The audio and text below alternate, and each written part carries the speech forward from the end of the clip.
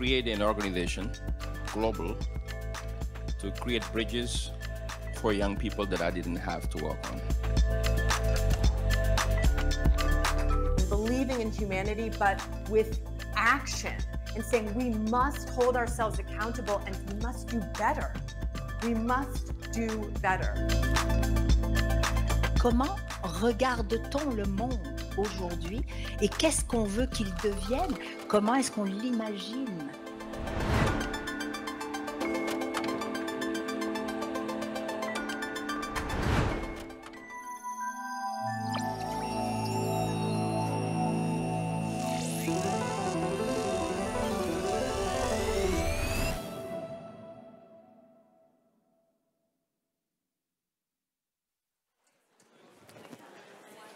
Alors, bon après-midi à tous et à toutes. Je vais prendre la parole. J'aimerais votre attention. Rebonjour, bon après-midi. Mon nom est Armand Afkami, votre animateur pour MTL Connect, la 6e édition de MTL Connect, la semaine numérique de Montréal. On traite de notre grande thématique de la métamorphose. On a eu des grandes conférences d'ouverture ce matin. Nous avons eu la chance de voir des super beaux projets à travers la vitrine MTL Connect. Et maintenant, nous allons passer à vous présenter les finalistes de la 5e édition des MTL Tech Awards. Alors, on est évidemment très excités d'avoir la chance de vous présenter ces beaux projets-là. Alors, avant de commencer les présentations, je vais vous parler un peu d'MTL Tech Awards. Donc, les MTL Tech Awards, c'est un concours international d'innovation numérique présenté par MTL Connect et, comme j'ai dit tout à l'heure, est dans sa 5e édition. Le but est de promouvoir les projets, les idées et les individus novateurs montréalais et internationaux. Alors, ce soir, les finalistes vous présenteront leurs projets. Ils auront 4 minutes pour le faire, top chrono. Et ils auront la chance de... je vois que ça a mis de la pression sur quelques-uns. Des gens, ça 4 minutes, oh my God! Mais ça fait partie des règles. Alors, ils auront la chance de gagner plusieurs prix. Alors, ce que je vais faire, je vais vous présenter également, avant de présenter les finalistes, les membres du jury qui sont ici présents avec nous, qui ont chacun, dans le fond, la responsabilité de juger des prix que je vais présenter dans quelques instants. Je vais les nommer et on va tous les applaudir à la fin et les remercier de leur participation au MTL Tech Awards. Alors, je vais passer aux membres du jury pour le prix Littératie numérique jeunesse. Alors, ce prix fait rayonner les projets contribuant au développement des compétences numériques des jeunes Québécois. Alors, les membres du jury sont Noémie Débert-Filiou de Cybercap, Anne-Laurence Buteau de Digital Moment, Sandrine Promtep de l'ESG-UQAM, Bruno Santerre du Collège Bois de Boulogne. Alors, merci aux membres du comité pour ce prix. Je vais passer au prochain prix et les membres du jury pour Femmes en Tech. Alors, ce prix célèbre le leadership féminin dans des organisations et entreprises d'impact. Alors, je présente Stéphanie Jecroix, Technovation Montréal, Sandrine Rallé-Raison de CEIM, Valérie Coutu de Jovaco Solutions et Sarah Legendre-Bilodeau de Videns. On les remercie pour leur participation au prix Femmes en Tech en tant que membre du jury. Pour le prix Innovation, et que ce prix, évidemment, célèbre la créativité et l'innovation des entreprises d'ici et d'ailleurs, je présente Christelle Rousseau de la Chambre de commerce et de l'industrie française au Canada, Carole Bitoun du CEIE, du CEIM, Armand, tu vas y arriver, et Emmanuel Cameron de Interface Eco. On remercie également ses membres du jury. Et pour le dernier prix, non le moindre, le prix Découvrabilité culturelle francophone. Ce prix vise à récompenser les projets qui favorisent la découvrabilité des contenus culturels francophones. Je présente Véronique Marino de La Cogency, Viet Cao de Synapse C et Destiny Chewali de l'UQAM. Alors, c'est le temps de toutes les applaudir.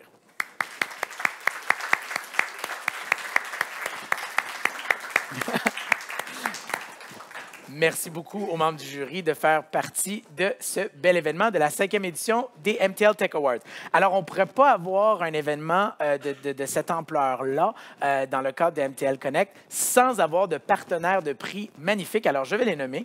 J'aimerais remercier les ministères de la Culture et des Communications de France et du Québec, Desjardins, Caisse des technologies, Druide, Le Lien multimédia, l'UQAC, Improve, LeadFox, EdTech, Gestion HEC, Le Curieux, l'École branchée et du média et Agile DSS. On les applaudit tous.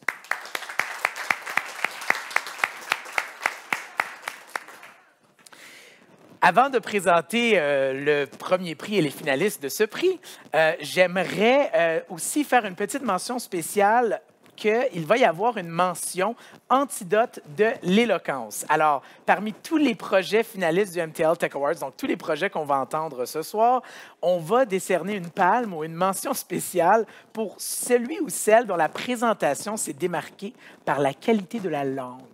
Alors, elle recevra jeudi la mention Antidote de l'éloquence et qui inclut un abonnement de 3 ans à Antidote Web bilingue pour 10 utilisateurs d'une valeur de 1 440 $. Alors, merci à Antidote et Druide pour ce beau prix. On applaudit. Merci. Bon.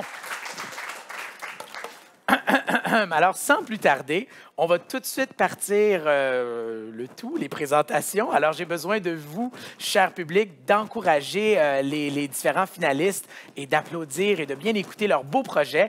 Alors, pour les 3 finalistes des prix littératie numérique, on va inviter les premiers finalistes. Alors, j'aimerais tout de suite inviter Julie Noël et Christine Bouchard, Service national du récit, domaine des langues. On les accueille chaleureusement.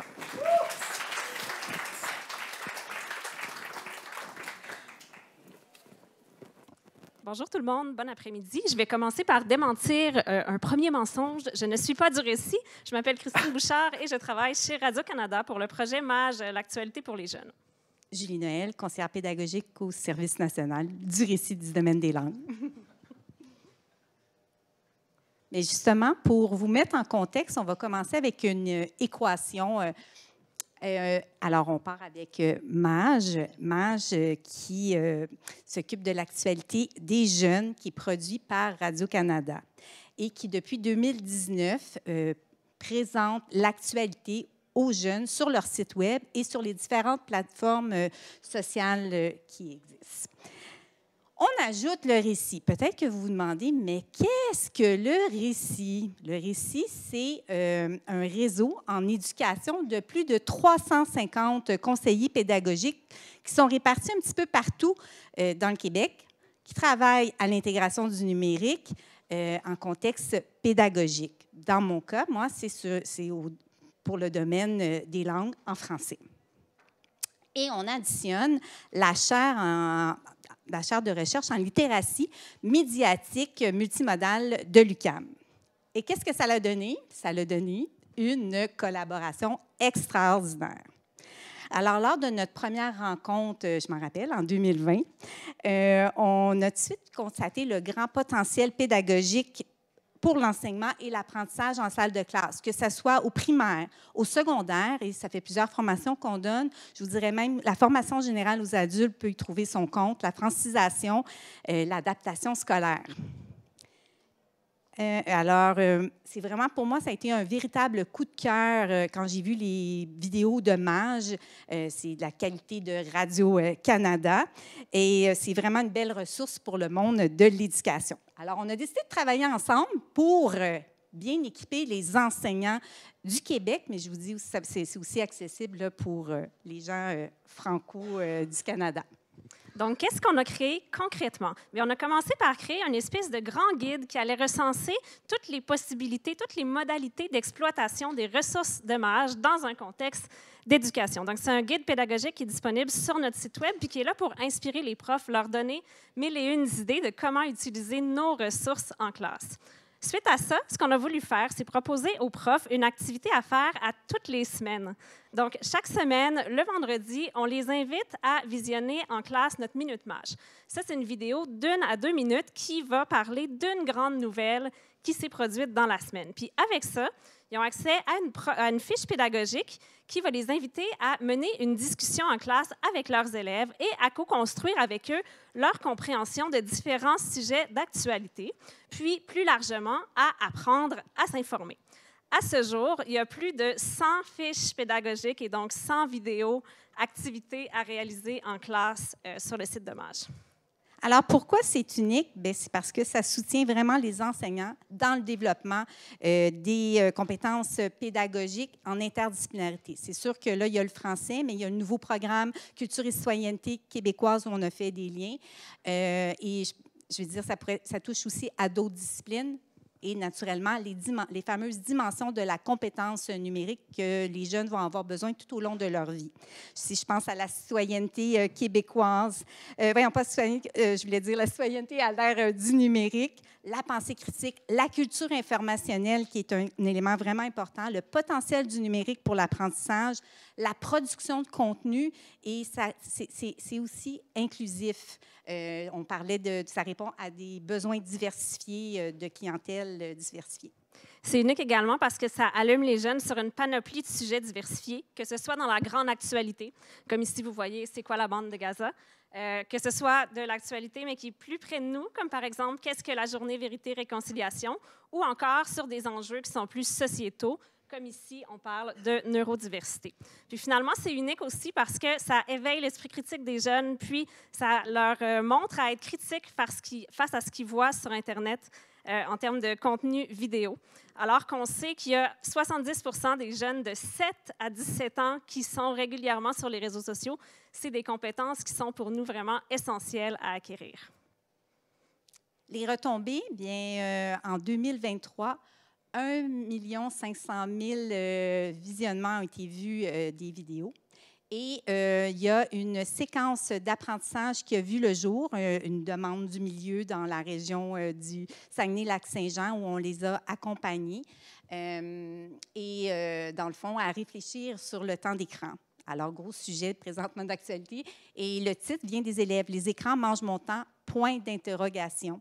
Alors, on a utilisé des ressources de Mage pour réfléchir à cet enjeu-là. Et les élèves ont été même producteurs de contenu. Et là, on voit une petite photo prise avec des moyens de ce qu'on est capable d'utiliser en éducation. Les jeunes ont donné des conseils aux autres jeunes de l'école, mais ça a été plus loin, ça a été jusque dans les familles. Et cette séquence d'apprentissage, elle est disponible pour les écoles, l'ensemble des écoles du Québec sur le site de Réseau pédago numérique du domaine des langues. Et une dernière retombée, la plus chère à notre cœur peut-être. Ce projet-là a été la base d'une collaboration à plus long terme entre le Récit et Radio-Canada, une collaboration qui va faire des petits cette année. On a 2 nouveaux projets qui vont sortir, un calendrier pour initier les jeunes au journalisme et un documentaire sur la relation des jeunes aux réseaux sociaux qui sort le 28 octobre. Donc, on a vraiment aimé collaborer ensemble et l'objectif à travers nos projets va toujours demeurer le même, créer des projets d'impact pour les jeunes qui combinent les forces du milieu des médias et de celui de l'éducation. Merci pour votre temps. Merci.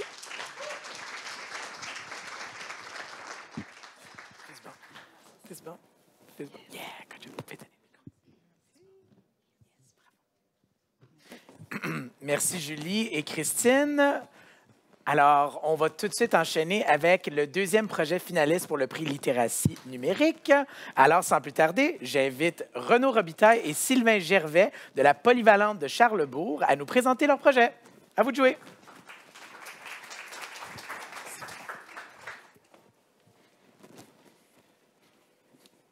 Donc, il faudrait que je parle dans le micro, excusez, j'ai l'habitude de parler fort dans ma salle de classe. Je me présente, Renaud, j'ai Sylvain avec moi. On est 2 profs du secondaire de la Polyvalente de Charlesbourg. On vient vous présenter un projet qu'on a fait en classe, qui est vécu dans notre école depuis maintenant quelques années, qui commence à prendre un petit peu d'ampleur, qui est l'exploration du territoire patrimonial de la Ville de Québec, mais le territoire patrimonial en général, à l'aide de l'application Minecraft Éducation. Wow. Donc, on a, juste pour mettre en contexte, en fait, on a des élèves en équipe de 4 sur environ 2 semaines. Les élèves vont être appelés à faire une recherche à explorer le territoire patrimonial puis à reconstruire ou à restaurer des éléments du patrimoine de la Ville de Québec. Donc, notre point de départ, en fait, on a la chance d'être dans un centre de service qui a mis en place une approche 1 pour 1, ce qui veut dire que chaque élève a un Chromebook qui lui est fourni par le centre de service scolaire pour la durée de son parcours scolaire au complet. On a devant nous des élèves de 13-14 ans en deuxième secondaire. On a des classes très hétérogènes. On a beaucoup d'élèves issus de l'immigration qui ne connaissent pas nécessairement la Ville de Québec, malgré le fait qu'on y réside. Donc, je change de bord. Malgré ce qu'on peut penser, les jeunes qu'on voit aujourd'hui pour le vivre à tous les jours, là, leurs compétences numériques, des fois, on se rend compte qu'il y a des trous. Puis ce que je me suis dit quand j'ai créé le projet, c'est qu'on voulait essayer aussi d'aller combler ces trous-là. Donc, à travers la recherche, à travers les plateformes qu'on les fait utiliser, on leur apprend à travailler en collaboration dans des documents, à aller faire des recherches en ligne sur des plateformes crédibles, aller utiliser des outils comme Google Earth, Google Maps, qui ne sont pas des outils qu'ils utilisent. Là. Si vous ne le saviez pas, les jeunes ne sont pas dans le trafic à chercher le meilleur chemin pour se rendre à quelque part. Fait que Google Maps, c'est un outil qu'ils ne connaissent pas. Des fois, on montre ça en classe et ils sont complètement étonnés. Donc, prochaine. Donc, en fait, la créativité en image, ça reste que utiliser Minecraft pour les jeunes. Comment on a fait? On est parti d'une carte qui a été mise en ligne par les Rendez-vous d'Histoire de Québec, qui est une carte de la Ville de Québec à l'échelle de 1896. On a tous les élèves du groupe qui embarquent dans la même carte ensemble. En équipe de 4, se font attribuer un attrait qu'ils doivent reconstituer. Ce qui arrive avec ça, c'est que Minecraft, ceux qui ne connaissent pas le jeu, c'est comme un peu des blocs Lego. Le nombre de sortes de blocs Lego, il n'y en a pas tant que ça. L'élève doit faire preuve de créativité pour essayer de reproduire, après sa recherche, bien sûr, l'attrait. Fait que là, ce que vous voyez, on est parti à gauche, on a l'image sur Google Earth en 3D, puis à droite, ce que les élèves ont réussi à reproduire dans le jeu, finalement. Donc, on voit que l'élève a été capable d'aller voir comment c'est construit, puis comment je suis capable de le reproduire aussi dans le jeu. On avait le avant puis le après là, qui s'est perdu dans la transition. Fait que ce que l'élève a recréé, là, par exemple, tout le bâtiment qui ici n'existait pas, le château Frontenac n'existait pas, c'est des bâtiments que l'élève a dû, avec sa recherche, aller essayer de le reproduire, en plus d'essayer de découvrir qu'est-ce qu'il y a là-dessus. Ce qui arrive avec ça aussi, excusez-moi. On a l'élève, tu sais, notre projet, c'était de voir la compréhension de l'élève de l'attrait, de l'enjeu du patrimoine. Donc, après ça, bien, le but, c'est d'en venir aussi à une évaluation pour savoir qu'est-ce que l'élève a compris de ça. Yes. Donc, je prends le relève. Juste avant de passer à l'image suivante, Renaud, tu ne l'as pas dit, mais la carte de base a été fournie par... Les Rendez-vous d'Histoire de Québec. Et c'était une carte de la Ville de Québec il y avait certains éléments de base, mais tout ce qui est moderne, donc que ce soit l'édifice Price, Château Frontenac, les tours Martello, n'était pas là à la base. Donc, tout ça a été rajouté par les élèves au courant du projet. D'accord. Donc, tantôt, Renaud l'a dit, nos élèves, ils n'ont vraiment pas tous le même bagage côté compétences numériques. Il a fallu qu'on prenne ça en considération quand on a pensé à évaluer ce projet-là. Qu'est-ce qu'on va évaluer? Donc, c'est pour ça qu'on a comme un objectif commun. Les élèves doivent, au fond, organiser une visite de leur attrait. Donc là, après ça, tout dépendant de leur capacité, leur connaissance, bien, il y a 4 niveaux différents que les élèves peuvent choisir. Puis nous, on les incite à aller un petit peu plus loin que ce qu'ils sont capables de faire à la base. Mais l'étape numéro 1, c'est que les élèves doivent, dans le jeu, créer des affiches de présentation pour nous expliquer leur attrait et comment. Donc, on a utilisé tel, c'est fait de telle manière, etc., et pour organiser une visite de leur attrait. L'étape 2, là, c'est de créer une présentation visuelle, comme un Google Slide, où là, ils prennent des captures d'écran, ils les commentent, et là, pour nous montrer cette visite-là. La 3, là, ils doivent utiliser, faire une vidéo avec la capture d'écran, quelque chose de simple, qu'ils vont pouvoir commenter à l'arrière, ils vont ajouter le son pour nous dire, bon, là, maintenant, je me suis à tel endroit, et là, ils nous font faire une visite de leur attrait. L'étape 4, pour les élèves qui ont le plus de facilité, il y en a déjà qui commencent à faire un peu des vidéos. Là, ils vont utiliser, entre autres, l'application CapCut pour faire du montage vidéo. Donc là, ils vont faire des scènes, ils vont les couper et faire des enchaînements. Donc là, c'est vraiment une étape supplémentaire. Donc, les retombées à ce jour, ben, c'est la 3e année qu'on fait le projet. C'est plus de 1000 élèves à notre école qui l'ont fait ou qui vont l'avoir fait là, dans les prochains mois. Il y a plusieurs habiletés numériques que les élèves développent là-dedans, que ce soit en lien avec la recherche sur Internet, les sites crédibles, etc., qui va pouvoir leur être utile là, pour le restant de leur parcours scolaire et même par la suite. Et c'est un projet aussi qui a été partagé dans notre centre de service. Donc, l'objectif étant de propager la bonne nouvelle le plus possible. Donc, ça ressemble pas mal à ça. Puis je tenais quand même à souligner, là, on est 2 profs du secondaire qui ont monté ça ensemble. C'est pas un projet qui a été monté par plein de monde. On a quand même plein d'acteurs du réseau de l'éducation qui nous sont venus en aide à travers de ça. Entre autres, mon école, mon centre de service scolaire, mais aussi l'école en réseau et le récit univers social. Fait que je tenais quand même à les remercier. Merci. Good job. Good job. Yeah. Merci beaucoup, Renaud. Et Sylvain, on enchaîne tout de suite avec le 3e projet finaliste pour le prix Littératie numérique jeunesse. Sans plus tarder, j'aimerais vous présenter Jocelyn Ménard de la société Nova Musique. On l'accueille.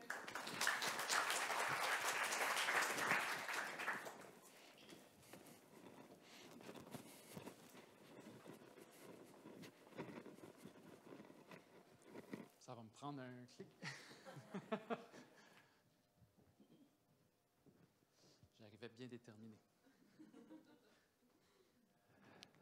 Imaginez un Québec où tous les jeunes ont la chance de s'exprimer en musique et en chanson grâce aux outils technologiques d'aujourd'hui. Je m'appelle Jocelyn Ménard, je suis directeur général et fondateur de Nova Musique, un OBNL d'économie sociale qui a pour mission d'actualiser et de valoriser l'enseignement de la musique en milieu scolaire et dans des centres dédiés à la jeunesse.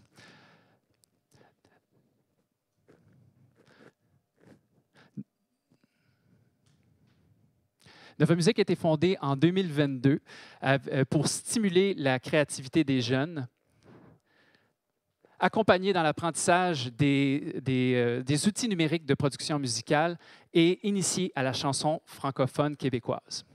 Je suis auteur, compositeur, interprète, musicien de formation. J'ai dirigé le concours Ma Première Place des Arts pendant plus de 10 ans. Nova Musique est en continuité avec mon désir de valoriser la culture québécoise auprès d'une nouvelle clientèle jeunesse. C'est le Collège régional Sumta qui nous a fait confiance, le premier, et qui est un partenaire depuis maintenant plus de 3 ans.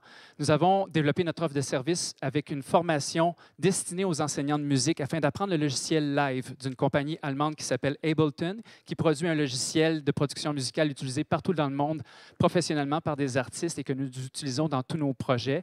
En partenariat avec Station Clip, nous avons développé un cours en ligne sous forme de capsules vidéo et également des modules thématiques de projets de création comme créer de la musique pour un jeu vidéo, une musique de film, un jingle publicitaire, et il y en a d'autres. Parallèlement à ça, nous avons développé des programmes d'ateliers éligibles au financement du programme de la culture à l'école, comme le projet Vivre la chanson, qui permet à des élèves de niveau primaire en 12 semaines de découvrir des nouveaux artistes de la chanson d'ici et d'écrire, enregistrer et présenter leur première chanson, paroles et musique, inspirée par les artistes qu'on leur présente. Nous avons également un programme avec la Société de musique contemporaine du Québec et avec Technosciences Région métropolitaine, un atelier qui s'intitule « Le pouvoir des ondes ». Notre approche pédagogique mise sur la création comme un puissant moteur stimulant les apprentissages des élèves. Le fait de créer permet aux jeunes de se reconnecter sur ses émotions et de partager sa propre vision du monde. Il a été démontré dans une étude intitulée « La participation culturelle, la santé et le bien-être des Canadiens et des Canadiennes » publiée en 2021 par Hill Strategy qu'il existe de nombreux liens entre la participation des activités culturelles et le bien-être, avec des résultats particulièrement forts pour la santé mentale et la satisfaction à l'égard de la vie. Nous développons des compétences à la fois créatives et techniques et pouvons cocher toutes les cases des 12 dimensions du cadre de référence de la compétence numérique du ministère de l'Éducation et de l'Enseignement supérieur du Québec.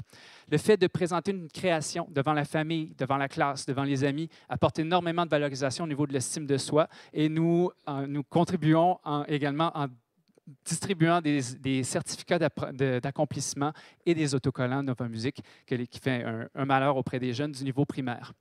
Je ne suis pas le seul dans cette belle aventure. J'ai la chance d'être accompagné par un conseil d'administration engagé, une équipe administrative dévouée et des artistes mentors passionnés. On a pu rejoindre plus de 800 élèves et donner plus de 350 ateliers l'an dernier. Et nous sommes confiants que cette année, nous allons être en mesure de doubler ces chiffres. Nous sommes en pleine campagne de sociofinancement pour un projet qui s'intitule « Le déclic par la musique ». Nous souhaitons soutenir plus de 140 jeunes qui fréquentent des centres dédiés à la jeunesse. Il y en a 5 des régions de Québec, Montréal et Laval, en leur offrant des ateliers, des formations pour les intervenants et également de l'équipement. Nous avons jusqu'au 27 octobre pour lever 25 000 $ qui sera doublé par le Fonds 1001 pour la jeunesse. Et nous avons fait appel à des artistes novassadeurs, Freds, Eman, Ariane Moffat, Les Louanges, Saramé, qui portent notre mission auprès du public, mais qui offriront également au printemps prochain un spectacle devant plus de 480 élèves issus de secteurs défavorisés de l'île de Montréal via une école montréalaise pour tous. Et dans un avenir rapproché, dans nos rêves les plus fous, Nova Musique présentera sa propre plateforme pédagogique numérique intitulée Novasic, qui permettra à des jeunes d'apprendre à s'exprimer en musique et en chanson, parce qu'une musique vit en chacun de nous. Merci.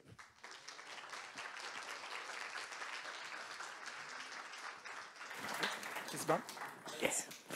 Bravo, Jocelyn, et bravo à tous les finalistes du prix Littératie numérique jeunesse. On les applaudit, les 3 projets. Allez, quand même. Hein?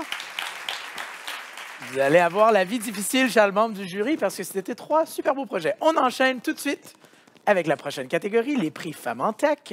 Alors, encore une fois, 3 finalistes, et on va partir avec le premier projet.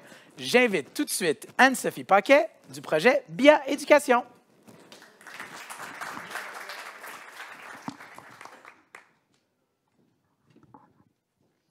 Bonjour tout le monde. Alors, enchantée, mon nom c'est Anne-Sophie Paquette. Je suis fière et cofondatrice de BIA Éducation.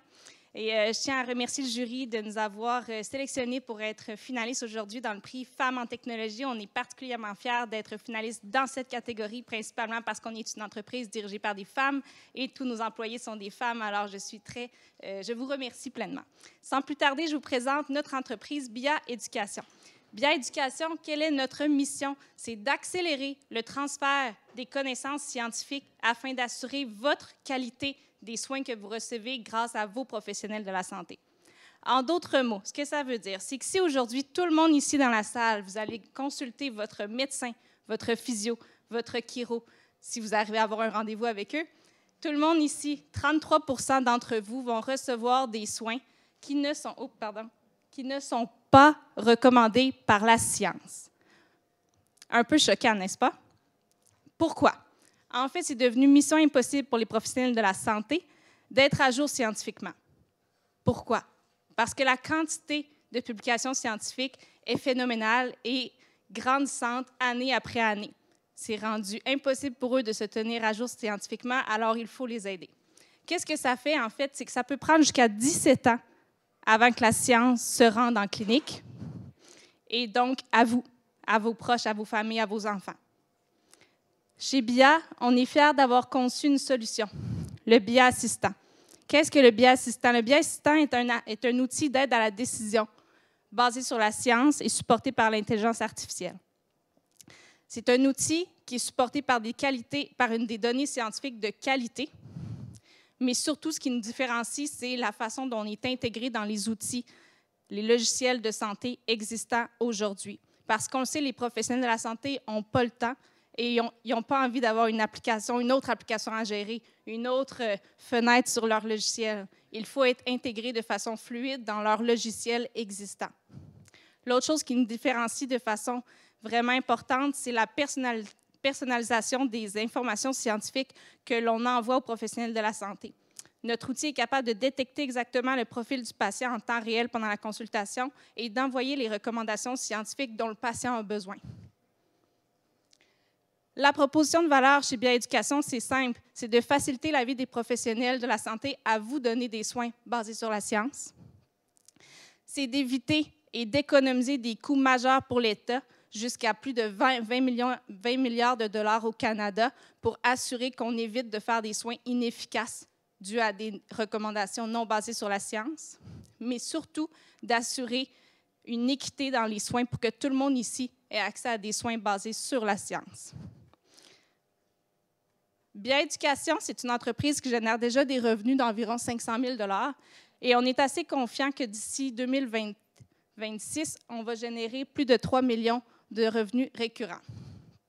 Pourquoi? Pour plusieurs raisons, mais surtout parce qu'on est en négociation on a des discussions très sérieuses avec un joueur clé aux États-Unis, un joueur majeur qui est un fournisseur de logiciels de dossier médical électronique qui est intéressé par notre technologie et nos données scientifiques. Pourquoi Bioéducation, on est la meilleure équipe pour aller de l'avant pour créer le bioassistant? En fait, plusieurs raisons. La première, on est une entreprise dirigée par des femmes. La deuxième, c'est parce qu'on est des professionnels de la santé issus du monde de la recherche. On est également déjà dans l'industrie depuis 8 ans. En fait, Bioéducation, c'est une entreprise qui existe déjà et on a plus de 20 000 professionnels de la santé qui sont déjà clients chez nous. Le bioassistant, en fait, c'est notre nouvel outil, notre nouveau produit qui va permettre d'amener Bioéducation à un autre niveau. J'en profite pour dire que si vous avez envie de contribuer à une entreprise à impact, on est en ronde de financement actuellement qui va ouvrir en fait tout prochainement. Alors, je vous invite à prendre en photo mes coordonnées et de me contacter si vous êtes intéressé à investir. Merci.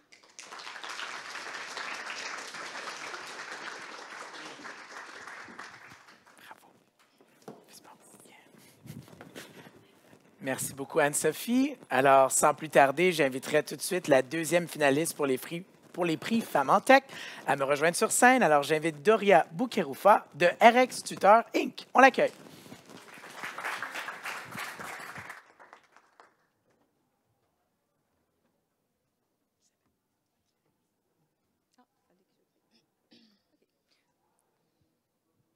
Bonjour à tous, mon nom est Doria Boukeroufa et le 22 mars 2020, ma carrière professionnelle a été complètement chamboulée.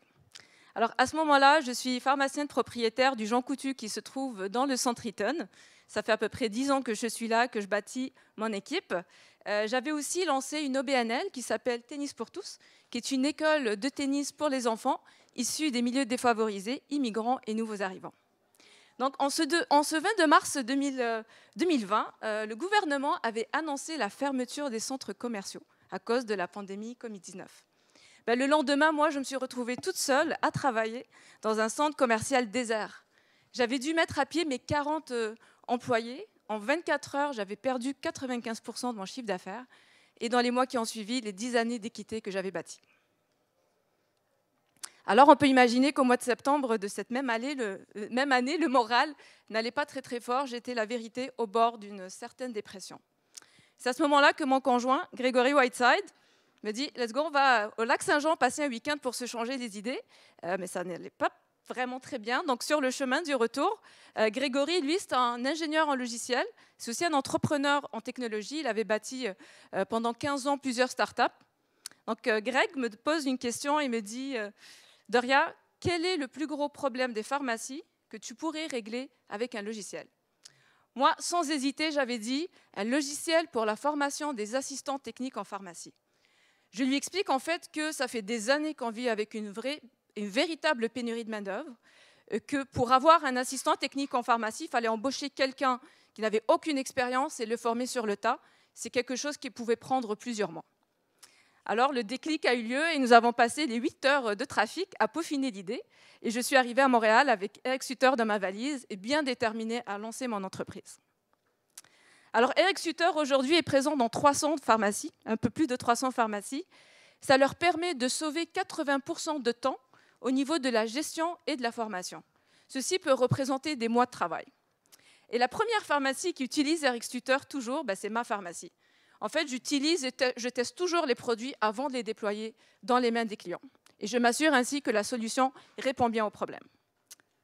Venant moi-même des milieux aussi immigrants, donc que je suis arrivée au Québec, j'avais 21 ans, il était important pour moi d'avoir un impact social avec la compagnie.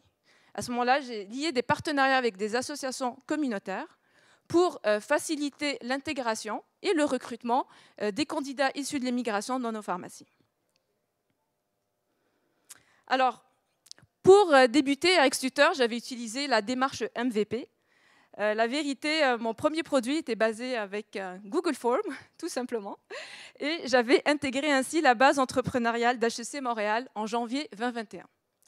Un mois plus tard, j'avais recruté 10 candidats utilisateurs de mon logiciel, ou finalement ma solution, sur Facebook Emploi. Ce que j'ai fait, c'est que j'ai promis à ces candidats que s'ils suivaient ma formation jusqu'à la fin, j'allais pouvoir leur trouver un emploi en pharmacie. Mais en contrepartie, ils devaient me donner de la rétroaction sur mon produit. Je vous dis vrai, j'avais vraiment honte de mon produit à ce moment-là, c'était vraiment pas parfait.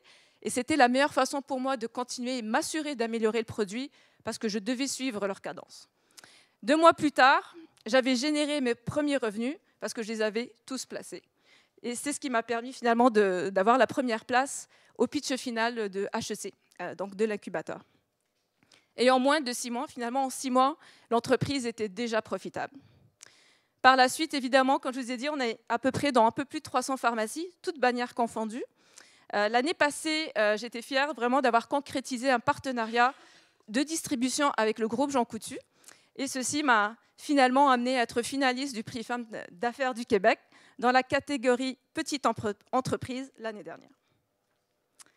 Mais ce qui fait de Eric Suter une entreprise vraiment unique, c'est que tout ça a été fait sans aucune levée de fonds, en mode bootstrap total.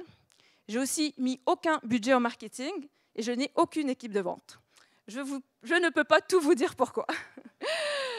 J'ai aussi aujourd'hui, je suis heureuse d'avoir eu plus de 5000 utilisateurs sur ma plateforme et avec un panier moyen par pharmacie d'autour de 2000 $ par pharmacie par année. En fait, Eric Suter prouve qu'on est capable d'innover et d'avoir un impact significatif, même avec des ressources limitées. En plus, ce n'est que le début. Depuis plus d'1 an, je suis en train de devenir experte, on peut dire, peut-être qu'en plusieurs, de l'implication de l'intelligence artificielle. Mon objectif est vraiment de combiner mon expertise de domaine en pharmacie avec l'expertise en IA pour pouvoir déterminer les meilleures façons d'automatiser les flux de travail en pharmacie et ainsi continuer à croître mon entreprise Eric Suter. Voilà. Merci beaucoup.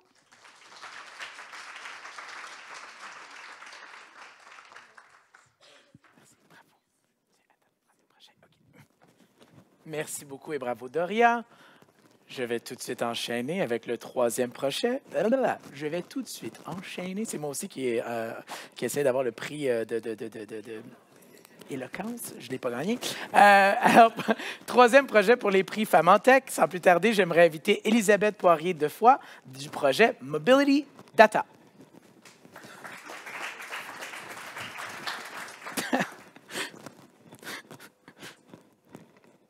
Bonjour tout le monde. Donc, je m'appelle Elisabeth Poirier-Defoy. Je suis la directrice générale adjointe de Mobility Data. Mais avant de commencer, je vais vous expliquer une petite histoire. Donc, comment est-ce que 3 heures de transport dans ma vie ont un impact insoupçonné sur le reste de ma carrière. Donc, j'essaie de faire une connexion avec tout ça, là, mais pour vous donner une idée, quand j'avais 15 ans, j'habitais à Saint-Eustache, dans la campagne, et j'étais dans un programme de danse-études à Montréal. Donc, je faisais 3 heures de transport par jour et je pratiquais, je vivais 6 modes de transport différents à chaque jour. Inutile de vous dire que j'étais une personne motivée, déterminée, mais aussi très disciplinée. Hein? Les années du secondaire, c'est quelque chose. Donc, c'était une première expérience de transport collectif qui était particulièrement intense. Et aujourd'hui, le transport collectif fait partie de ma vie également au quotidien. Je travaille de la maison, mais ça reste quand même que le transport collectif, je le vis et je vous explique tout ça par la suite. Ça fait maintenant 5 ans que je suis dans mon rôle et je peux dire que je suis encore fascinée en fait par l'impact de Mobility Data. Je suis aussi vraiment énergisée à faire un monde meilleur parce que je veux que mes enfants vivent dans un monde meilleur. Le 2e arrive dans 2-3 semaines, donc une raison de plus de vouloir faire une différence au quotidien. Donc, mais qu'est-ce que Mobility Data? On rentre dans le vif du sujet. Vous avez probablement tous ici un téléphone intelligent avec une application qui s'appelle Google Maps. Ça a l'air que les jeunes de Québec ne savent pas vraiment c'est quoi. Ça reste quand même qu'il y a des milliards d'utilisateurs de Google Maps, Transit, Chrono, Apple, un peu partout dans le monde. Mais comment est-ce que les informations des agences de transport se rendent dans les applications de planification de trajet? Mobility Data, en fait, on est une organisation à but non lucratif canadienne qui travaille à l'international et qui développe un langage. Donc, un langage qui est utilisé entre les agences de transport et les applications de planification de trajet. Quel genre d'informations on y trouve? N'importe quoi qui intéresse ici les utilisateurs et les voyageurs. Par exemple, le prix d'un billet de train pour se rendre à Saint-Jérôme, savoir qu'il y a une fermeture de métro parce qu'on a utilisé du sel en hiver pour dégeler la glace de la station Iberville, Saint-Michel, etc. On peut aussi savoir son trajet pour se rendre ici, sur la rue Bleury. Donc, tout le genre d'informations, comme aussi les Bixi. Où est-ce que je trouve le Bixi le plus près de moi? C'est un des électriques. Combien qu'il y en a de disponibles? Tout ce genre d'informations-là se trouve dans un langage qui s'appelle le GTFS, très technique, je ne rentrerai pas là-dedans, mais c'est un standard de données, donc un standard qui est utilisé partout dans le monde. Ça a un impact significatif. 3 à 4 milliards de personnes par jour utilisent le transport collectif à travers le monde. Et toutes ces personnes utilisent ce type de langage sans même le savoir. Vous-même, vous l'utilisez probablement presque au quotidien sans même le savoir. Donc, Mobility Data, on a été fondé en 2019. J'ai participé à la création de cette organisation-là depuis le jour 1. Et c'est vraiment fascinant. On a un impact à l'échelle internationale qui est assez fascinant. Mais on travaille surtout avec une diversité d'acteurs qui est plutôt fascinante. Donc, on travaille avec, par exemple, la STM, EXO, la RTM, mais aussi avec toutes les agences de transport un peu partout dans le monde, avec les ministères de transport, parce que c'est eux qui sont en charge des réglementations, des politiques, avec les villes, aussi avec les développeurs logiciels là, qui créent les applications. Donc, on travaille avec une panoplie d'acteurs très diversifiés. Et Mobility Data, bien, au sein de tout ça, on est le facilitateur qui est en charge de propulser l'expansion et l'adoption de ce standard de données-là. Donc, ça serait qu'il y a le plus d'organisations dans le monde qui parlent le même langage. Ma détermination au quotidien, bien, en fait, je l'applique chez Mobility Data comme je l'applique un peu partout. Donc, comme je disais tout à l'heure, depuis la création en 2019, je suis vraiment très fière de qui on est devenu aujourd'hui. On est 25 employés dans 4 pays différents États américains, différentes provinces canadiennes, également présents en Europe. On a plus de 130 membres qui nous supportent comme organisation, un conseil d'administration international. C'est vraiment fascinant de pouvoir travailler avec une diversité d'acteurs et de se faire ouvrir les yeux sur les différents enjeux et besoins au niveau du transport collectif un peu partout dans le monde. On a des gens qui sont vraiment passionnés, on les appelle nos nerds du transport. Donc, c'est vraiment des gens qui sont passionnés aussi par la mission de l'organisation. Donc, on a une équipe qui comprend des développeurs logiciels, parce qu'on a aussi des outils qui permettent de valider la qualité des données qu'on utilise.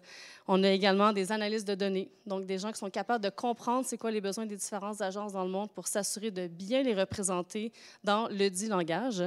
Puis on a également des gens qui font de la représentation politique. Donc, comment est-ce qu'on peut faire changer la politique aux États-Unis, au Japon, au Canada? Puis vous donner un exemple, le gouvernement américain, en 2023, oblige toutes les agences de transport qui reçoivent du financement fédéral à utiliser le standard que nous gérons au quotidien. Donc, c'est pour vous démontrer l'impact potentiel de ce standard de données-là. Et finalement, j'ai la chance d'en parler un peu partout également dans différentes conférences, mais c'est vraiment l'impact au quotidien qui nous amène tous les jours à vouloir faire encore plus de travail avec différents acteurs.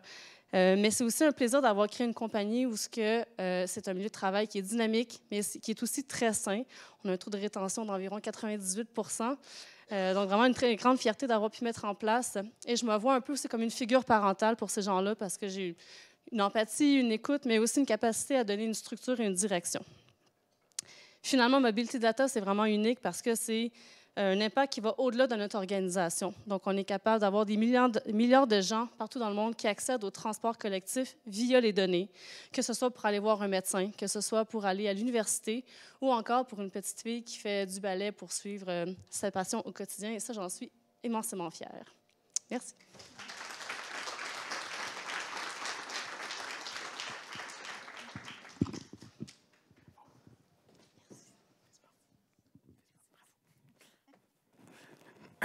Alors, bravo à Elisabeth et bravo aux 3 finalistes des prix Femmes en Tech. On les applaudit les 3.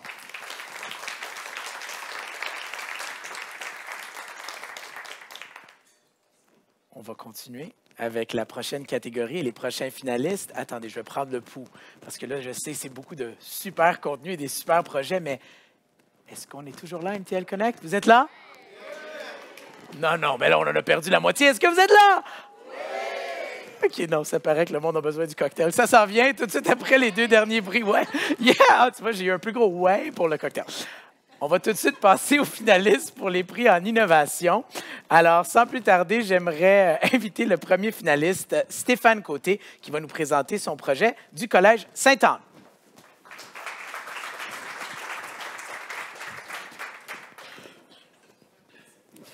Alors, fort de son vocabulaire riche, précis et varié, nos jeunes regarderont leur avenir lumineux avec confiance.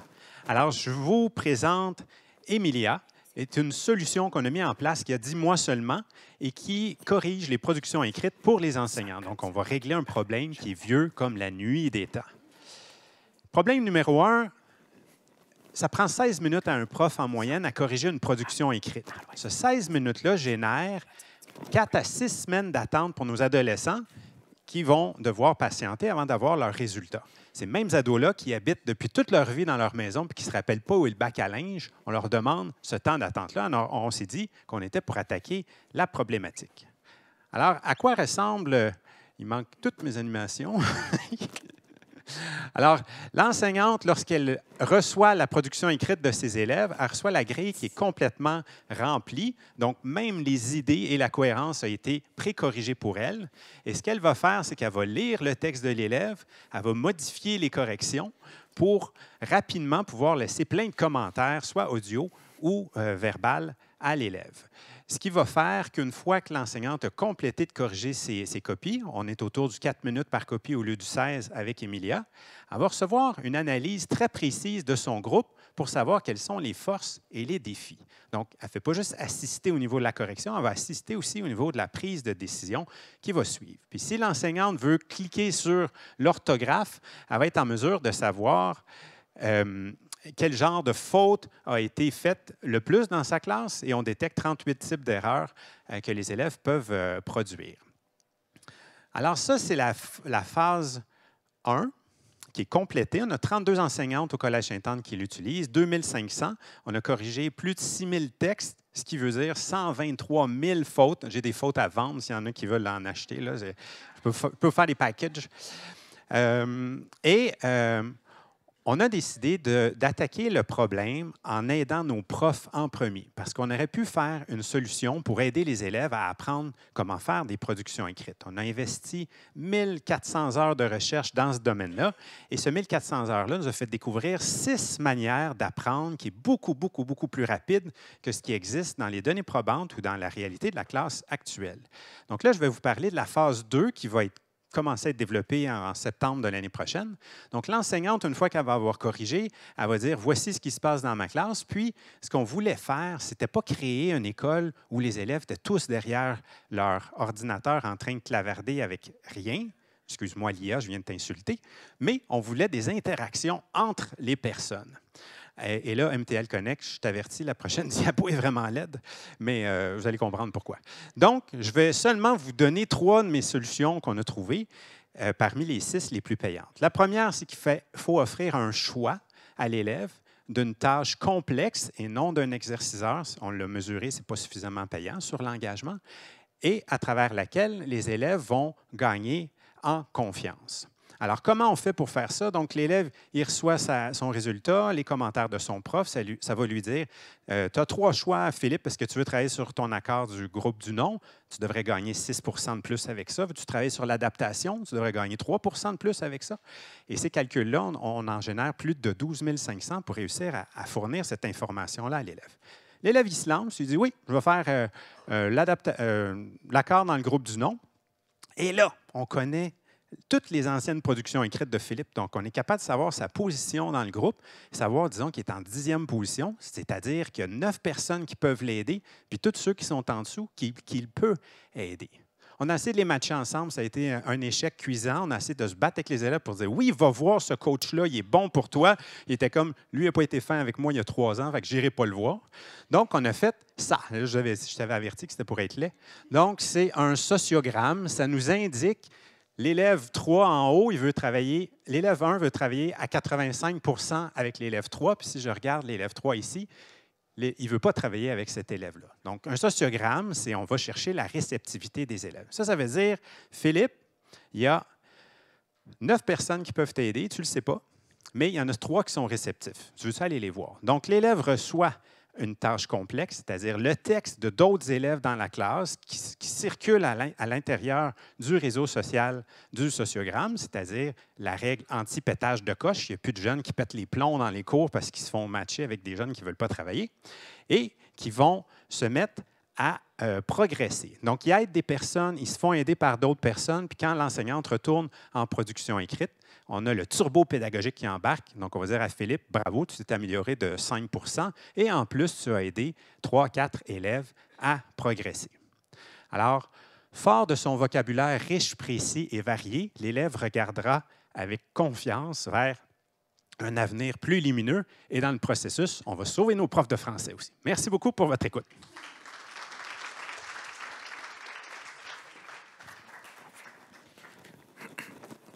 Merci beaucoup, Stéphane. On va tout de suite enchaîner avec le deuxième projet pour les prix d'innovation. Alors, sans plus tarder, j'aimerais inviter Son Knudsen qui va nous présenter son projet Superbacked. Son, à vous de jouer. Merci.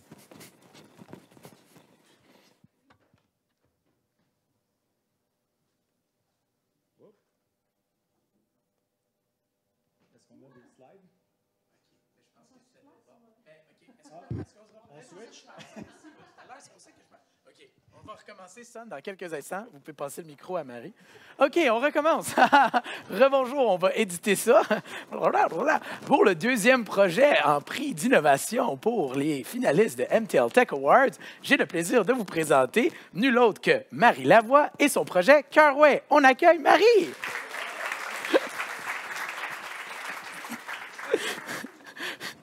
Bonjour à tous, merci. On m'entend bien. Me voilà.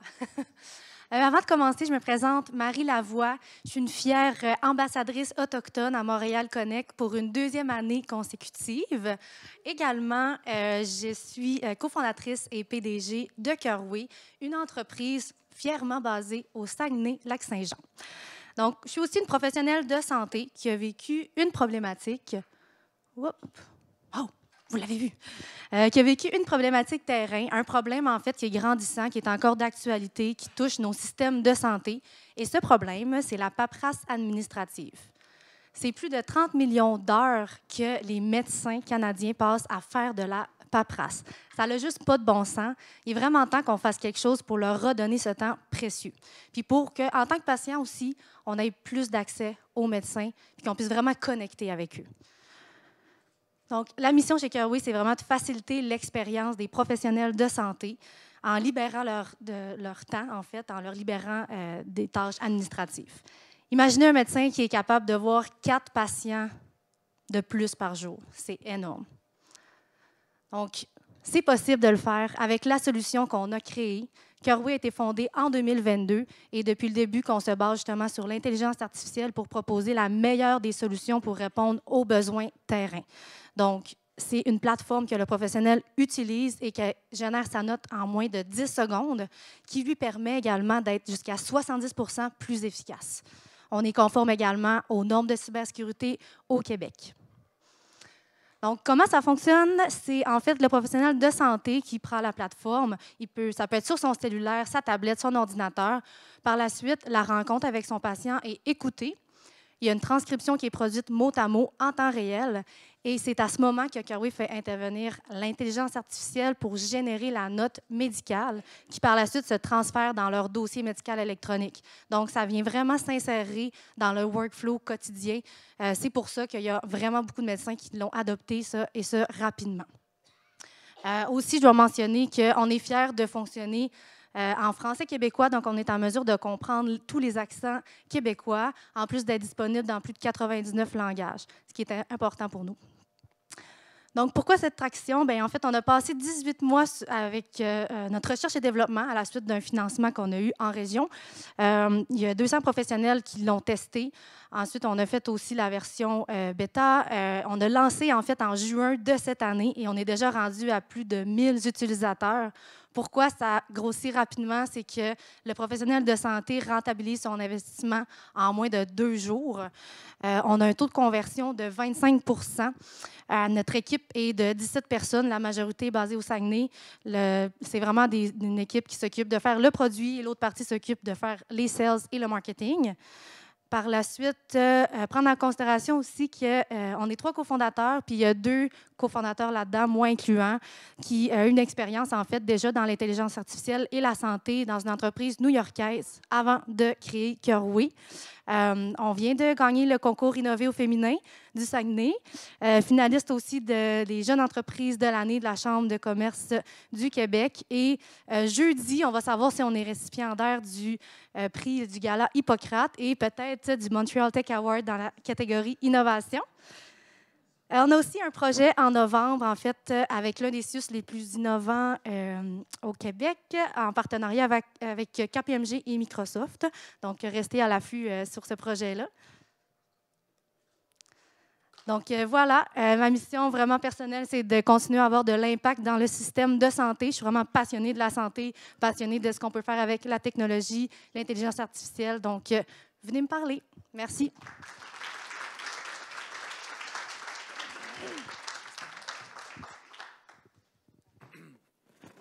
Bravo, Marie. Merci beaucoup. On va tout de suite enchaîner avec le 3e projet. Ça va être la bonne intro cette fois-ci. On va y aller. Alors, sans plus tarder, j'aimerais inviter Sun Knudsen qui va nous présenter son projet Superbacked. Sun, à vous de jouer. We got it. We got it. Yeah. All right, bonjour tout le monde. Wow, je ne m'attendais pas à ça. Il y a un problème au niveau du PDF. Petite question ici. Qui dans la salle a un ordinateur avec un mot de passe? Pas pire. Ah, je vois des gens qui ne lèvent pas la main, c'est pas bon. Qui utilise un téléphone intelligent Apple ou Android? Pas pire. OK. Qui a un gestionnaire de mots de passe? All right. Là, levez pas la main. Qui a un de ces appareils-là qui contient du Bitcoin ou autre crypto? Levez pas la main, vous n'êtes pas supposé le dire. Donc, moi, je suis le fondateur de Superbacked, une entreprise qui se spécialise en gestion de secrets. Il y a quelque chose qui nous unit tous dans la salle en ce moment. On fait toute partie de cette nouvelle génération-là qui utilise au quotidien des appareils encryptés. Qui contiennent nos photos de famille, qui contiennent les accès à nos investissements en ligne. Et en date d'aujourd'hui, dites-le pas, qui peuvent contenir une partie du 2300 milliards de dollars qui est essentiellement le marché des crypto-monnaies. Donc, je suis un YouTuber qui parle de vie privée et de cybersécurité avec une audience d'environ 60 000 personnes à travers le monde. Puis une des questions qui revenait souvent, c'est « Sun, comment est-ce que je peux m'assurer que mon enfant va avoir accès à mes photos de famille quand il va vieillir, si jamais il m'arrive quelque chose? » Souvent, les enfants sont trop jeunes pour comprendre c'est quoi un mot de passe. Et les parents, on va se le dire, sont notorious pour les mettre sur des post-it. Fait que si quelqu'un a 10 000 $ en Bitcoin aujourd'hui, not financial advice, il y a des très bonnes chances que ça vale 100 000 dans 10 ans statistiquement, not financial advice non plus. Okay. Fait avec ce feedback-là de mon audience, j'ai réalisé que c'était un réel problème. C'est un réel problème que peut-être vous ne savez pas que vous avez en ce moment, mais vos ordinateurs ou vos téléphones intelligents sont souvent encryptés par défaut. Et ce n'est pas tout le monde qui veut donner à son conjoint-conjointe le mot de passe pour différentes raisons. Mais c'est pas mal plate quand les gens héritent de cet ordinateur-là puis perdent accès au patrimoine familial. Donc, j'ai pris un peu cette mission-là en main. J'essaie de trouver une façon de monétiser mon audience, si je suis bien honnête. Puis, j'ai eu la chance de côtoyer des personnes légendaires. La personne qui peace out ici a inventé le portefeuille de crypto-monnaie et la phrase de récupération. C'est une des personnes les plus influentes dans l'écosystème Bitcoin et un de mes aviseurs. J'ai aussi passé beaucoup de temps à parler avec la Chambre des notaires, l'Association professionnelle des notaires du Québec. J'étais le closing speaker à Legal IT l'année dernière. Bref, je raconte tout ça pour dire qu'on a innové. On a innové ici à Montréal. On a créé une plateforme de gestion de secrets qui permet de faire un backup hautement sécuritaire de toutes données, que ce soit de la crypto-monnaie, que ce soit le mot de passe de vos ordinateurs, de votre iPhone, de votre gestionnaire de mots de passe, et de créer des systèmes de gouvernance avec des standards militaires qui permettent notamment de remettre un bloc, ça ressemble à ça dans la vraie vie, à tous les héritiers ou personnes de confiance. Ces gens-là ont un mot de passe dans leur gestionnaire de mots de passe respectif, mais ils ont tous le même bloc. On appelle ça des blocs. Ils ne peuvent pas colluder ensemble. Ça veut dire que si jamais ton enfant et ton conjoint décident d'aller contre toi et de vider tes bitcoins, ils ne peuvent pas. Okay? Toutefois, si jamais il arrive quelque chose, il y a un bloc qui est dans un coffret de sûreté à la banque et un bloc qui peut être remis à un avocat ou un notaire. Donc, je vous disais qu'on a passé beaucoup de temps à faire une forme d'innovation sociale, d'essayer d'éduquer les professionnels, les avocats, les notaires. Ces gens-là ne savent pas comment aider leurs clients présentement, n'ont pas l'outil technologique pour le faire. Ils ne savent pas comment même refuser qu'il y ait un mot de passe ou quelque chose dans une enveloppe avec le testament. Nous, on a créé la plateforme technologique qui permet à ces professionnels-là d'aider leurs humains et aux humains de s'assurer qu'ils vont être capables de passer cette legacy-là d'une génération à l'autre. On a levé une somme assez importante en capital de risque. On a des utilisateurs dans plus de 22 pays. On est en train de travailler très fort à convaincre nos avocats et notaires d'apprécier une technologie comme ça parce que ce futur-là, il n'est pas demain, on vit dedans déjà. Merci.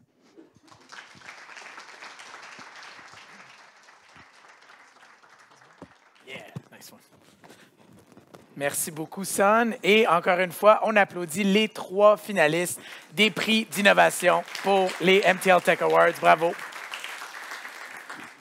Ça innove. I like it. Let's go. On continue avec la dernière catégorie avant le cocktail.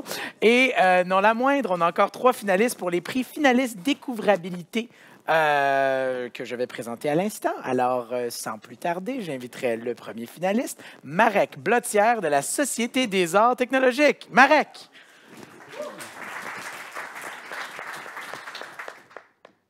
Merci, bonjour tout le monde. Ça fait très plaisir d'être ici devant vous, bien que ce soit un petit peu intimidant.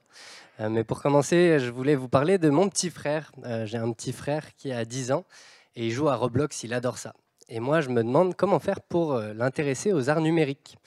Pour les personnes qui ne connaîtraient pas Roblox, c'est un métavers qui regroupe 10 millions d'utilisateurs journaliers et sur lequel mon petit frère adore jouer avec ses copains en rentrant de l'école. Ils peuvent se voir, ils peuvent interagir, ils adorent ça. Et pourtant, moi, quand j'entends métavers, j'entends un terme qui a suscité un énorme engouement, qui a permis d'avoir qui a généré beaucoup d'engouement, beaucoup d'argent, de financement. Et pourtant, moi, quand j'entends métavers, j'entends Picsou. J'entends ce personnage tout seul dans sa grande pièce avec certes beaucoup d'argent, mais également beaucoup de solitude. Moi, je travaille à la SAT, à la Société des arts technologiques.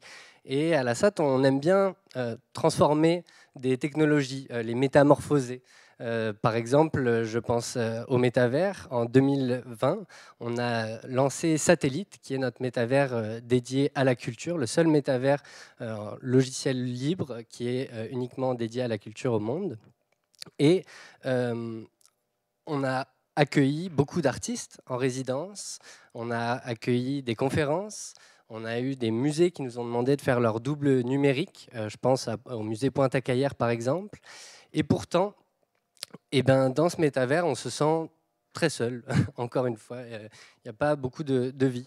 Et ça nous posait problème parce qu'on pense, par exemple, moi je pensais à mon petit frère qui a autant de plaisir dans Satellite, dans Roblox, pardon, et on se disait, il y a vraiment du potentiel là-dedans, donc on aimerait l'approfondir.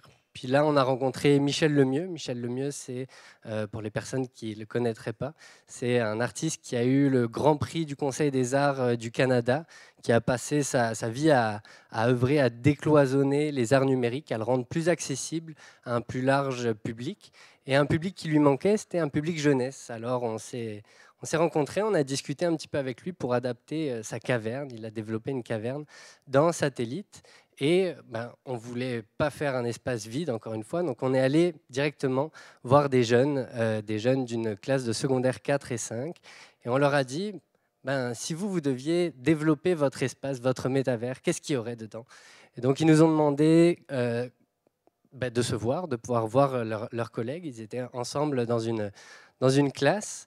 Et puis, ils voulaient se voir, pouvoir interagir. Donc, on a développé une fonctionnalité pour qu'ils puissent se regarder. Puis, après cette vue, ils nous ont dit « Ah, mais nous, on veut aussi être surpris ». Donc, on les a fait se déplacer. Puis, en se déplaçant, ils ont vu leurs camarades disparaître. Ils se sont rapprochés. Puis là, eux aussi, ils disparaissaient. Ils s'étaient téléportés dans une œuvre 360 dans laquelle ils pouvaient découvrir le travail de Michel Lemieux. Et puis, en sortant de cette œuvre, eh ben, ils étaient intrigués, ils voulaient en savoir plus. Et donc, on a travaillé avec des conseillers pédagogiques, des experts en médiation numérique, et on leur a développé un guide de médiation pour qu'ils puissent découvrir qu'est-ce que c'est l'œuvre de Michel Lemieux et qu'est-ce que c'est les arts numériques. Alors, à la fin de cette œuvre-là, de cette expérience-là, non seulement ils étaient intrigués, et en plus, ils voulaient découvrir d'autres artistes. Ils voulaient vraiment avoir accès à de nouveaux espaces. Et ça, pour nous, c'était vraiment une marque de réussite de ce projet. Et on voudrait évidemment le renouveler, continuer à travailler là-dedans pour permettre à Michel Lemieux, mais aussi à une diversité d'artistes des arts numériques du Québec et de la francophonie, de pouvoir faire rayonner leur œuvre auprès d'un public plus large. Et pour nos jeunes, de développer des compétences en littératie numérique, en pédagogie. Et donc, pour ça, on est très fiers d'être sélectionnés dans les finalistes du prix de découvrabilité pour permettre de toucher un plus large public.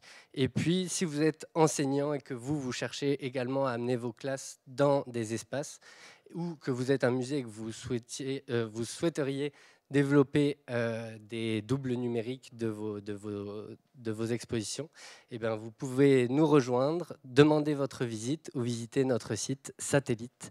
Merci beaucoup tout le monde pour votre attention et bonne soirée. Merci beaucoup, Marek. Fais tenir le micro. Alors, merci beaucoup, Marek. Avant d'enchaîner avec le prochain finaliste, je sais qu'il y a plusieurs personnes qui se questionnaient sur est-ce que ce contenu-là va être accessible après la conférence? Et la réponse est oui, à travers l'application Swapcard. Donc, pour ceux et celles qui se posaient la question, oui, vous allez pouvoir revoir ce spectacle, le contenu que nous venons de couvrir cet après-midi et même tout le contenu depuis ce matin. Alors, pour continuer, je vais présenter deuxième finaliste pour les prix Découvrabilité culturelle francophone. J'aimerais inviter sans plus tarder Sven Buridan de la Société Fédération culturelle canadienne française, le FCCF. On accueille Sven.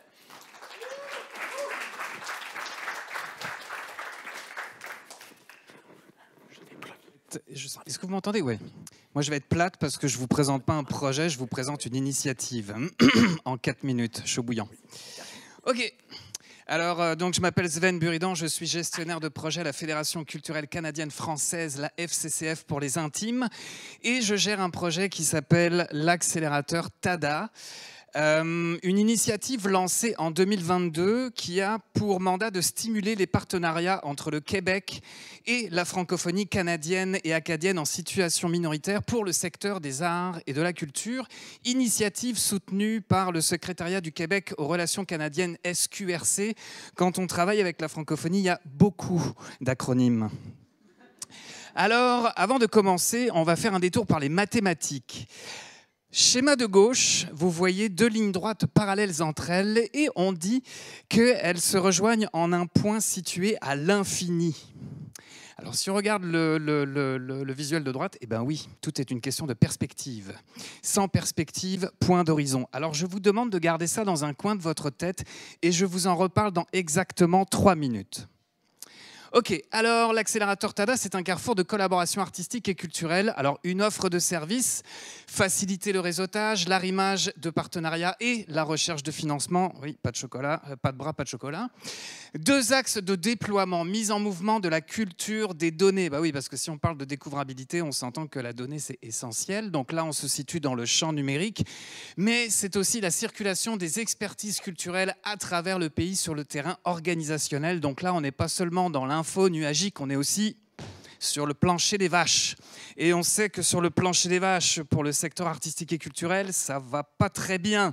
Donc là aussi, ça prend des financements parce qu'il y a du transfert d'expertise et pas seulement du transfert, il y a de la captation d'expertise à faire dans ce domaine-là. Nous proposons 3 catégories d'accélération, les projets appuyés, les projets accompagnés et les projets associés. C'est un peu comme le Buff Gus, le triple A, sauf qu'ici, ce n'est pas une question de qualité, mais une question de comment on va offrir notre éventail de services. Alors, on peut penser à des projets plus temporaires avec un impact local plus ciblé. Donc ça, c'est plutôt des projets appuyés ou accompagnés, ou des projets de plus grande envergure qui méritent plusieurs partenaires autour de la table avec des ententes pluriannuelles. Donc là, on est vraiment dans le triple A associé.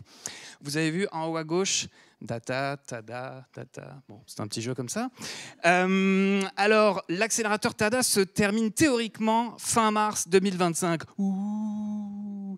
Mais nous travaillons très fort pour continuer ce projet-là avec l'appui du SQRC. Mais on peut se projeter, en ce moment, on a à peu près 20 projets sur la table et d'ici fin mars 2025, nous aurons donc plus de 25 projets structurants pour renforcer et multiplier les collaborations artistiques et culturelles entre les francophonies canadiennes, acadiennes et québécoises. On ne le répétera jamais assez.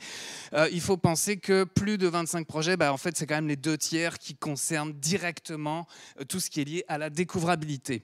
C'est aussi 3 saisons complètement TADA. Qu'est-ce que c'est que ce truc? Eh bien, c'est une série de 50 rendez-vous qui favorisent le réseautage autour de conférences, de vitrines d'artistes et d'ateliers. C'est un jeudi sur deux, oui, à midi sur Air Ouverte. Air Ouverte, la reconstitution virtuelle de la francophonie culturelle. On parlait de métaverse avec Satellite. Nous aussi, on est sur le métaverse. Ça ressemble à un croisement entre Zelda et SimCity. Vous allez voir ça dans les exemples que je vais vous citer juste après. On va d'ailleurs y aller directement. C'est juste qu'il faut que je reprenne un peu mon souffle, et vous aussi. Alors là, j'espère que mon GIF animé va fonctionner. Air Ouverte, c'est ça. Donc, c'est une plateforme qui facilite le télétravail et l'animation d'événements en ligne. Il semblerait que mon GIF animé ne fonctionne pas, donc vous allez avoir qu'une seule slide. Super. Je vais quand même vous parler des autres projets, notamment les rendez-vous complètement TADA. Donc, ça se passe sur Air Ouverte. J'avais reçu notamment Michel Vallée et Anastasia Vaillancourt de Culture pour tous, qui étaient venus nous présenter... Est-ce que ça marche si je fais ça? Non, ok, c'est ça. En tout cas, donc Michel Vallée et Anastasia Vaillancourt de Culture pour tous, qui étaient venus nous présenter Culturepédia, la première fiducie d'utilité sociale de données culturelles. Nous animons des wikitons une fois par an avec BANQ à la bibliothèque, à la grande bibliothèque de Montréal. Un projet donc de saisie de données sur Wikidata et Wikipédia dans la continuité du projet Wikiton et les arts littéraires qui avait été initié par Rhizome. Ces projets-là, souvent, ont été initiés au Québec et en fait, avec l'accélérateur TADA, on envoie ça dans toute la francophonie. Nous avons aussi travaillé sur le projet de métamusique, donc de la métadonnée musicale, projet encore une fois québécois initialement, mais que maintenant nous étendons à travers le pays pour tout notre écosystème de la musique francophone au pays. Il y a aussi le projet Data Coop Culture, qui est la mutualisation de données à usage marketing. Là aussi, encore un projet qui est pas mal financé par le Québec et nous avons trouvé des enveloppes pour étendre ce projet-là et faire des mises à l'épreuve avec Scène francophone qui représente les 3 diffuseurs, les 3 réseaux de diffuseurs de la francophonie canadienne et acadienne. Et j'aurais aimé vous montrer une slide une diapositive avec une carte qui ressemble un peu à OpenStreetMap. Et en fait, on est en train, avec le Conseil des arts et des lettres du Québec, le CALC, donc, à monter la première cartographie de l'écosystème culturel de la francophonie, mais en données ouvertes. On n'est pas avec de la saisie de données sur une cartographie que dès qu'on pisse sur le piton pour la publier, elle va être obsolète. Non, non, non, non. Elle va aller interroger les bases de données sur Wikidata. Ça tombe bien, on fait beaucoup de travaux là-dessus avec les arts visuels et les arts littéraires, et on va pouvoir mapper toutes les, en fait, les forces des arts et de la culture au pays et être capable de visualiser des flux. Alors, on va en revenir aux mathématiques. L'accélérateur TADA, c'est un peu comme on enligne des projets parallèles entre eux sur un plan de la francophonie canadienne tout entière, avec pour objectif la découvrabilité, mais pas seulement des contenus culturels en ligne sur les plateformes, mais aussi la découvrabilité des artistes et de leurs œuvres sur scène, dans les salles d'expo, dans les bouquins. Bref, comme je parlais, ce n'est pas seulement de l'info nuagique, la découvrabilité, c'est à tous les niveaux pour nos organismes. Et moi, mon travail, c'est de faire en sorte que ce ne soit pas un point situé à l'infini comme une chimère, mais bien un objectif réaliste qu'il faut accélérer et atteindre le plus rapidement possible, parce que sinon, notre culture ne va pas aller bien. Merci beaucoup.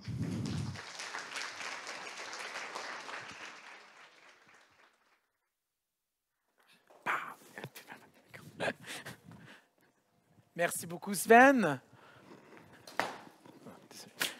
Moi, ça m'a choqué. Ça va.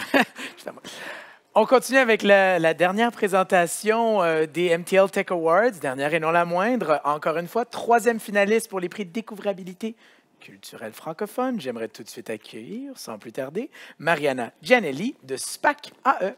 Mariana. Plaisir. Bonjour tout le monde. Mon nom est Mariana Gianelli. Je suis ici pour présenter le projet Musique. Musique, c'est le son qui nous rassemble. Musique est une plateforme gratuite qui vise à accroître la découvrabilité des œuvres musicales québécoises. Musique s'harmonise parfaitement aux habitudes d'écoute des utilisateurs québécois. Pas besoin d'identifiant. Aucune ouverture de compte. Musique est programmée pour identifier votre plateforme d'écoute de choix, qu'elle soit Spotify, Apple, Deezer, Amazon ou YouTube. Vous n'avez qu'à choisir une liste de lecture pour être automatiquement dirigé vers la plateforme d'écoute ouverte sur votre ordinateur ou dans votre téléphone.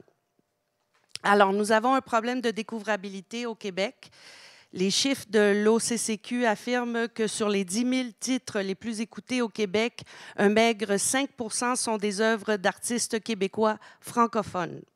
La philosophie derrière Musique est de défendre notre souveraineté culturelle. Les Québécois sont à la merci des algorithmes et n'arrivent pas à avoir leur propre contenu sur les plateformes. Musique veut rendre tout ce contenu-là finalement accessible dans un même lieu. Nous avons même pensé à la découvrabilité à l'international en programmant le site à 75 % avec nos œuvres et à 25 % avec des œuvres provenant d'outre-mer, favorisant ainsi la collaboration et l'exportation de nos artistes québécois.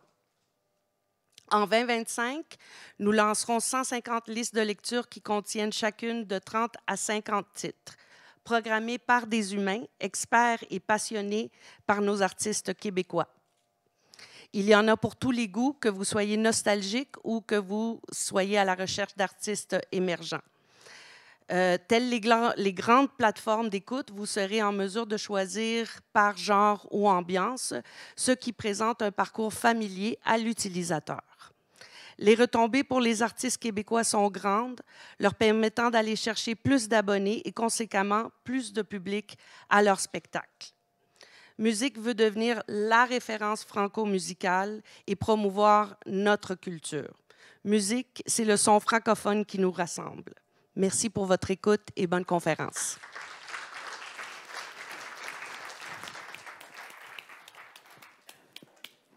Merci, Mariana. Fist bump. Yeah. Alors, merci beaucoup, Mariana. Et encore une fois, on applaudit les 3 finalistes en découvrabilité culturelle francophone.